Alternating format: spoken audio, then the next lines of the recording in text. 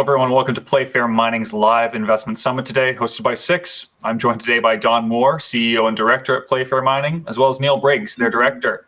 Don and Neil are going to walk through a presentation, and after, we're going to be accepting questions live in the Q&A chat, which you can find on the right-hand side of your screen. And as always, today's summit is being recorded. It'll be available on Six.com in the coming days as an on-demand video. Without further ado, Don, Neil, I want to pass things off to you and get us started. Well, good afternoon, everyone. Another fall day. We're into the fall of 2022 already. We started working on this project in 2019. It's hard to believe there's that much time has gone by. What you're looking at here on the image is a drill. We have been drilling, and we are waiting for assays. We've got more than 300 assays out, 300 samples out for assay, and we're looking forward to getting them here in the next month or two. We just don't know when. Most of the assays have got sulfides of some kind associated with them, most of the samples, and we can't help you any more than saying there's sulfides there and we're waiting for assays. Now, how we ended up at this spot, you'll notice we have a small man portable drill that we've been using. This is how we approach this very first stage of exploration in Norway. We've had to learn how to get by in the country and how to operate there. And it has been a challenge, but we've come up with ways and means of being able to get our drilling done. This is sort of the opening round of what we see in Norway.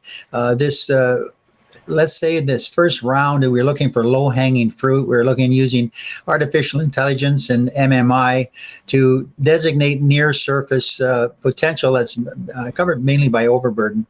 To date, we're pleased that we've zeroed in on all the areas have had sulfides of some nature or another. So it gives us the feeling that our process is working. And now how well it works is going to depend on, what these assays are going to produce for us. The next stage of all of this, of course, is to look deeper than the shallow drilling that we've been doing. And to do that, we have to initiate some modern airborne surveys, deep penetrating surveys. All the work that's been done on this portion of Norway is very shallow, a 50, 60 meter depth penetration. So there's a lot of unknown, results to be looked at, and the way to get them is to find a deep penetrating geophysical system, something like VTEM. And we're looking at all of those aspects now. I don't know if you recall, but we started out with our property. The main part of our property was from EMX.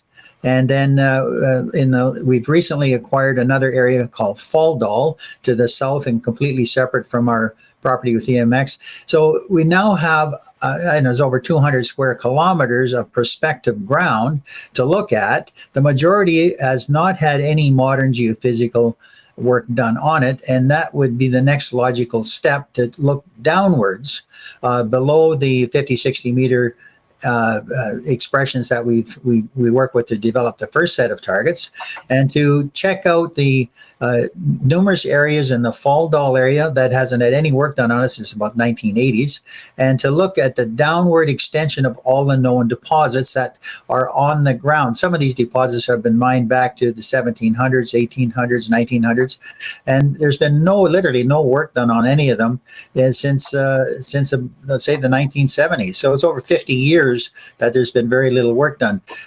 We never know what you're going to get when you do these VTEM surveys, but because there's numerous types of different geological terrains here, there could be a lot of surprises. We have a magmatic system up in the northwest with a drilled off nickel copper deposit. We have all the RKV deposits that you've heard us talking about, the Kvikne, the Rostavangen.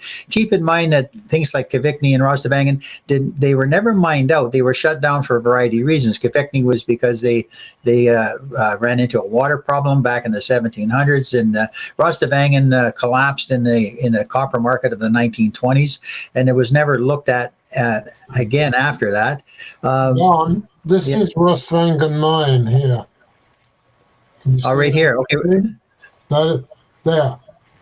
That's the actual. Oh, okay. I see a Neil up in the top right hand corner. The Rostovangen Mining is in the background. We're drilling an MMI anomaly in this particular image here, and we had a bigger drill that could penetrate deeper, we would have considered drilling in the vicinity of the mine, looking for the downward extension of the deposit that was being mined at the time of the shutdown. Remembering that the shutdown had nothing to do with geology, it was strictly a financial crisis in the copper market that shut it down. So this would be a priority target for us. But nonetheless, we'd still like to see some airborne work done in this area, particularly in the vicinity of the mines, to give us an idea of what we might want to expect down below. So I guess at this stage of the game, everybody is just aware of the potential that's in these three geological terrains. We certainly are excited about the potential for the whole district, and we well know that until we do these airbornes, we're not going to know anything deeper than the 50, 60 meter depths that we've been concentrating on. The Folldal project is particularly interesting. One of the larger mines in the area was 2.5 million tons, sort of a Brunswick style VMS. Neil, can you come up with the name for that? Which one? The 2.5 million tons.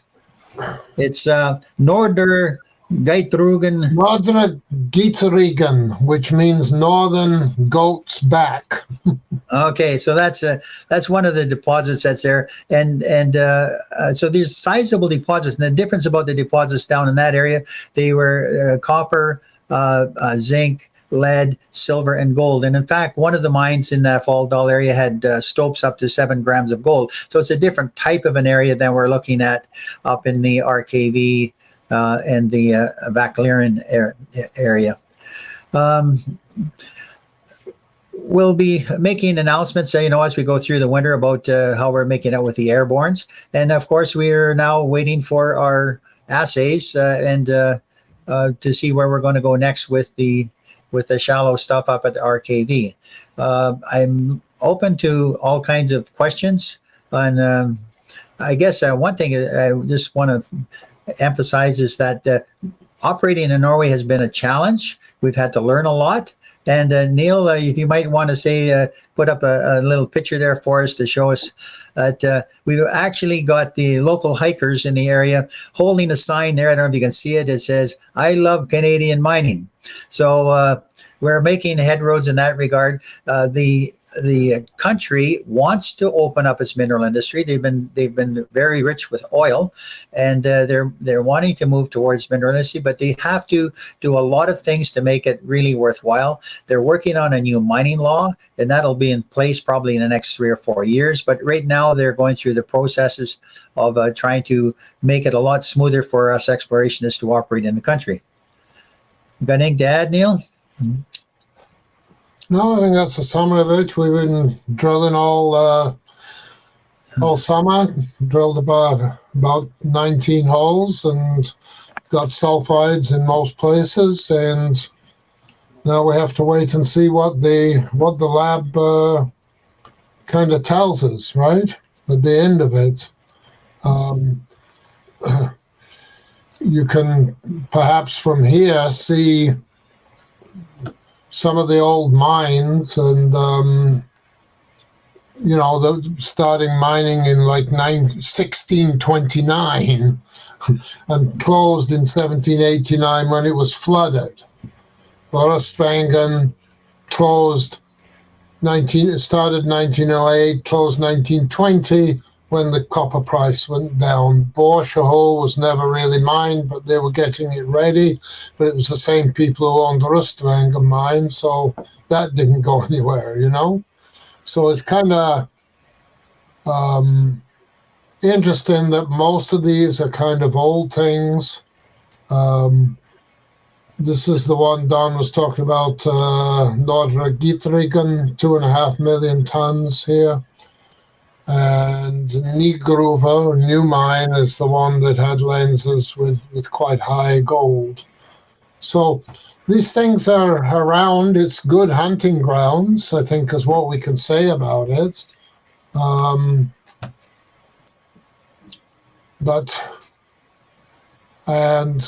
people we have a good relationship with the people there, and onward and upward, I think. And we're lucky, to find projects like this, like Folldal, for example, with, that we were just able to acquire by staking, so that we own 100% of that without any NSRs or anything else. It's a country that, when they discovered oil and started making lots of money on it 50 years ago, have kind of stopped looking for everything else, and all the geologists went to work on oil and nobody looked for other things. So that's really why we've got the opportunity in these on these particular projects.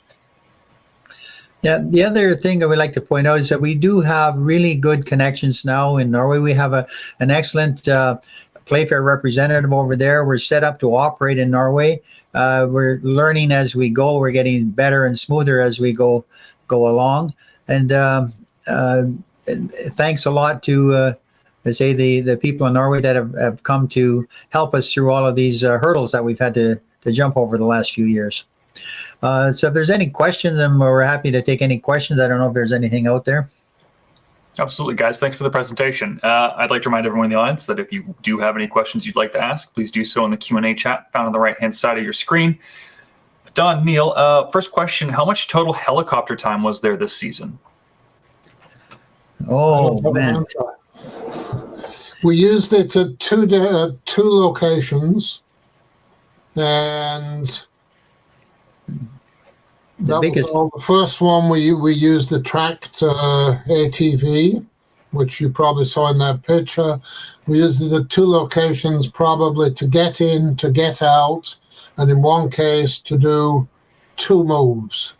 So we had 6 goes, and each one of those would probably be an hour and a half. Because of the ferry time, the helicopter had to come down from Trondheim. So I would guess would be about 9 or 10 hours total. I don't actually have the exact number, but it's going to be around that. Unless Don knows anything. Yeah, no, that's great on the money, Neil. Awesome. Next question: when does the next drilling campaign begin? Good question. It's going to depend, of course, on what we're seeing out of this round of drilling, is whether we're going to be following up on the targets that we have now. We still have one target at Starborn that we're going to have to get at. We'll likely not get at it before next spring. And then the rest of the property is going to depend on what we do with regard to the airborne, and when we can get it done and when we can get at it and how we can get at it.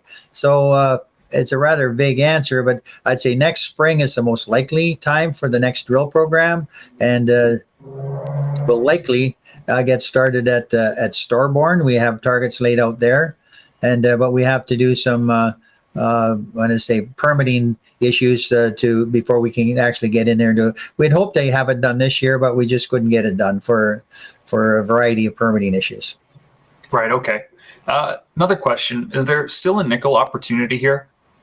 Yes, and that's one of the things that the doing the airborne in that northwestern part there, to go over the area around Vakkerlien.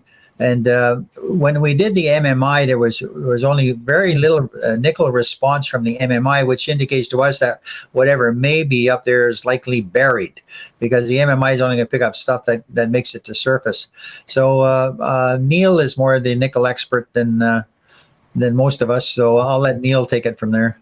Well, the Vakkerlien deposit, which I'm kind of zeroing you in on here with these black circles roughly, and there are other small occurrences that are known in one particular area, which is different to where the copper occurs. The copper really is more up and down all through this area on RKV, but the nickel is in here. Vakkerlien has had probably 100 drill holes in it since it was discovered in late 1974. Hasn't had any drilling since 1991. It's extended for 1,200 meters along the strike, which is kind of this way, and even at the end of it, it wasn't very deep, maybe 100 meters or so. It's quite a shallow dipping thing. So there's opportunity in this area maybe to find something deeper or to find other things in the area. There's been no modern geophysics done in here, and so there's an opportunity to look for the extension of this or deeper things, just as there's an opportunity to look for the extension of at Kvikne, Rustvangen, and Borshehole deeper. Because there's one airborne survey was done here in early 2000s. It would only see down about 50 to 60 meters. The systems currently available will see down 300 up to 500 or 600 meters, depending. At Folldal down here, that had an airborne survey in 1982, 40 years. Well, there's lots happened in that time, and who knows what we'd find out by doing another survey down there, So, but yeah, there's definitely a nickel opportunity, and nickel price is holding up quite well. And it is one of the things definitely on our list in this area. Absolutely. And you just touched on it there, Neil, but other questions come in. And maybe you guys can dive in, explain, talk about what's going on with ground geophysics, for example, in Folldal. We think that, the last ground geophysics at Folldal, I believe, was done in 1985. And as I say, the last airborne survey at Folldal, or the only airborne survey at Folldal really, was 1982. So what we would think would be the smart thing would be to do an airborne survey first. It's about 80 square kilometers, and then follow that up with ground surveys. We've been looking for very shallow things at the moment, like looking for low-hanging fruit and not looking deep. And as you saw from the picture of the drill, using a small drill, which we can move around relatively easily, but doesn't drill very deep. So I would expect from doing a deeper penetrating EM survey, airborne survey, we'll end up with deeper targets, and the logical follow-up on those will be initially some kind of surface geophysics that will look down deeply, the same kind of depths, followed by deeper drilling than we have been doing. Yeah. Just to get away from the nickel at Rustvangen, there are indications that there's areas to be drilled right now without doing any further geophysics based on the information that was available from the closed down mine. But the drill we had just wasn't big enough to test those particular targets. So there's a couple of layers of of exploration to be done there, just specifically at Rustvangen, that are wide open, and deep penetrating geophysics could have a lot of surprises for us. Great. Okay. We did get a question about if you were considering an airborne, but from your conversation today and even this Q&A session, I think the answer might be obvious. But wondering if you guys wanted to touch on that. Neil? We'd look at two areas really with airborne. One would be the whole of the Folldal project down here, and then up here on RKV it would be a more targeted thing, looking for deeper extensions down plunge at Kvikne, Vakkerlien, Rustvangen, and Borshoho at least. The Rustvangen, when they shut down, they said there was 100,000 tons of ore ahead of them, you know, like down deeper somewhere down around here. So, and who knows beyond that. Kvikne was shut down because it flooded. So we don't know what's happening at depth there at all.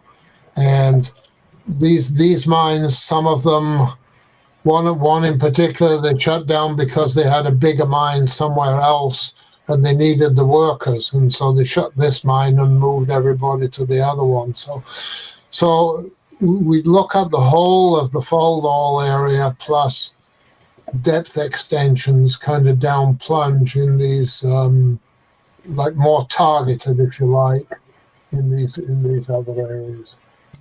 No, absolutely. Another question. So what are next steps for you guys? First thing, wait for assays.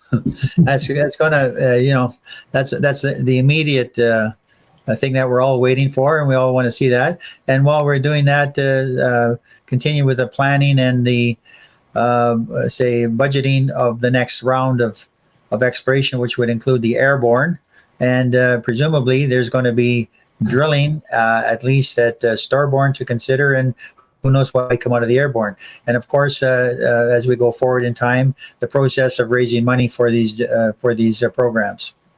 Yeah, starborne is in this area here. No, fair enough. Well, listen, gentlemen, that's all the questions we have for today at this point. So I want to thank you and, of course, the audience for joining us. Don, Neil, I want to pass things over to you before we wrap up for the day, though, for some closing remarks. Well, my closing remarks are simple. My phone number is 604-377-9220. Just love to hear from all of you. So if there's any questions, don't be afraid to call, and we'll go forward from there. Wish us all good luck on these assays, and let's hope next year is going to have a lot of interesting things for us to talk about. Absolutely. All right. Well, gentlemen, with that, we'll wrap up for the day. I hope you and the audience have a good one. Cheers. Cheers.